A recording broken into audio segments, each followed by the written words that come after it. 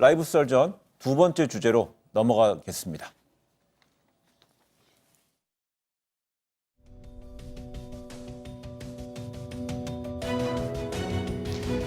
저는 이게 부동산 문제는 우리 정부에서는 이렇게 자신 있다고 이렇게 좀 장담하고 싶습니다. 보다 강력한 그런 여러 가지 이 방안들을 계속 강구해서라도 반드시 부동산 가격을 잡겠다는 말씀을 드리고, 전국적으로는 부동산 가격이 오히려 하락했을 정도로 안정화되고 있습니다.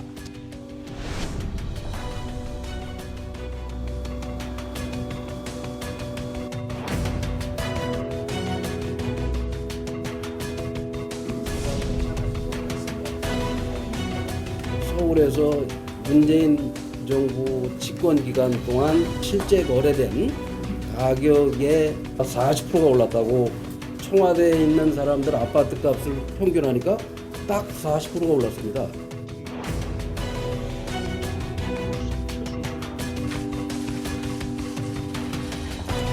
최근 서울 등 일부 지역에서 국지적 과열 현상이 재현되고 있습니다. 이번 대책은 주택 투기 소유를 근본적으로 차단하고 주택 공급을 지속적으로 확대하여 주택 시장을 거주 목적의 실수요 중심으로 개편하기 위함입니다. 주택 시장 안정에 대한 정부의 의지는 그 어느 때보다도 확고합니다.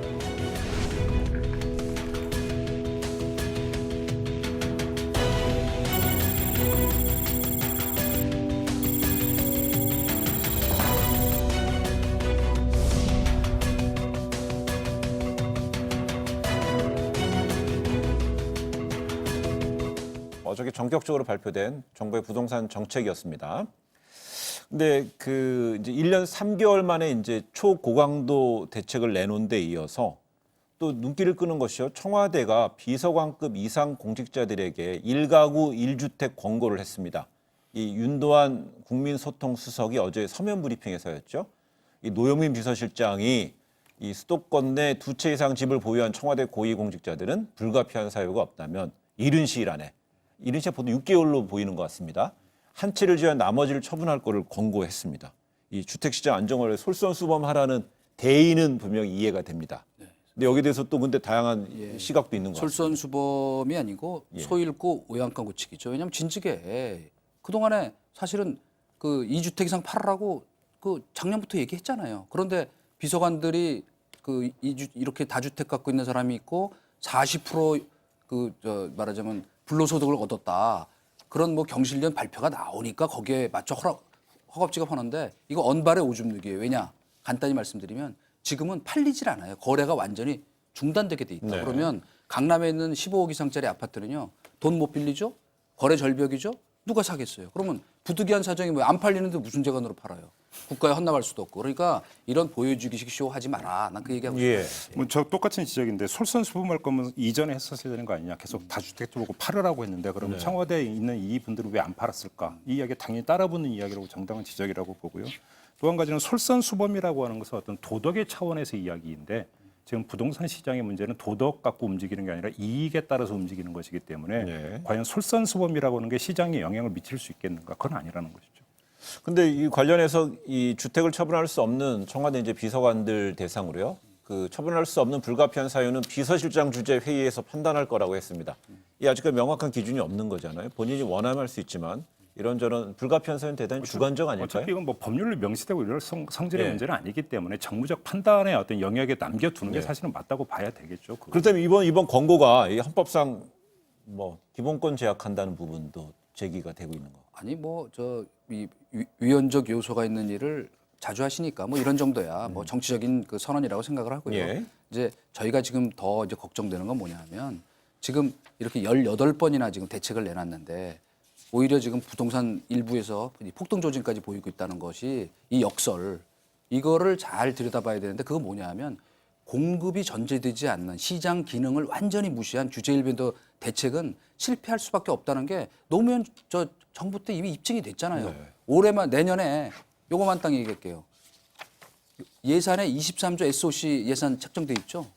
그다음에 다른 예타 면제까지 다 하면은 거의 40조 이상이 풀릴 거로 예상이 된다는 거예요. 이 돈이 어디로 가겠냐? 네. 그렇기 때문에 말하자면 이런 총선만 계산한 이런 응급 처방 그거는 도움이 안 된다. 그 상황을 해결하는데 그런 걱정이 됩니다. 근데 보니까 이번에 이제 전격적인 발표는 이제 앞서 한 달이 좀 안 됐습니다만 지난 19일에 있었던 대통령의 국민과의 대화에서 문 대통령이 이 집값에 대해서 지금 방법으로 못 잡으면 더욱 강력한 여러 방안을 강구해서 반드시 잡겠다 이렇게 얘기를 한 이후에 이제 발표가 된 것이고요. 또 어제 홍남기 경제부총리는 이 시장 불안 요인이 계속되면 내년 상반기에 더 강력한 정부의 의지를 실은 대책을 마련할 예정이라고 그랬습니다. 별로 이거 한 번으로 끝나지 않을 거라는 강한 메시지 문제는 아닙니까? 시간이 얼마 그러니까 어느 묘비명 이런 게 있었죠. 우물쭈물하다가 내가 이럴 줄 알았다. 그러니까 정부의 부동산 대책은 사실은 거기서 설명이 된다고 보는데요. 파리 대책인가 나올 때 시장에서 긴장을 했던 게 보유세 강화 대책이 나오는 거 아닌가 했는데 별로 안 나왔어요. 예. 이때 타이밍을 한번 놓쳤고 이번에 분양가 상한절 때도 전면적으로 실시되는 거 아닌가라고 시장이 긴장했는데 핀셋이라고 해서 몇 군데만 찍었어요. 결국은 강력하게 쳐야 될 때 치지를 못한 그 후과가 지금 여기서 시장에서 이렇게 나타나는 측면도 있다. 이 점도 예. 좀 함께 지적을 해야 되는 거죠. 예, 알겠습니다. 저희가 총리 지명, 그다음에 총리 수락 요 관련되는 특보 상황을 계속 이어졌는데요. 그래도 저희 한마디 정리하는 시간으로 부동산 정책 발표된 것에 대해서 먼저 우리 김평론가부터 한마디 정리하는 시간 진행하겠습니다. 네. 우물쭈물하다가 바로 조금 전에 뽑았던 바로 그겁니다. 네. 결국은 정책이라고 하는 게 타이밍이 있는 건데 우물쭈물하다가 타이밍을 놓친 부분에 대한 후과가 너무 크다. 이 점만 좀 말씀드리겠습니다. 네. 제가 아까부터 그 공급이 왜 중요한가를 제가 말씀드렸는데 그 이명박 정부 때 부동산 시장이 상대적으로 안정됐던 것은 보금자리 주택 등 공급 대책을 제대로 세웠기 때문이거든요. 같이 가야 된다. 그래서 시장을 이기는 정부는 없다. 시장을 이기려면 어떤 일이 생기냐면 시장이 복수를 합니다. 바로 지금 벌어지고 있는 일이 바로 그거니까 네. 이제 새 총리 들어오셨으니까 경제를 아는 좀 이제 물길을 따라서 말하자면 흐름을 잡아가는 그런 순리에 맞는 경제 운영을 해주셨으면 하는 바람입니다. 네, 어제 정부 발표한 부동산 대책, 세금 대출 청약, 공급 대책까지 이제 망라되는 초강도 대책이었는데 시장이 어떻게 반응할지 한번 꼼꼼히 지켜봐야 될 것 같습니다.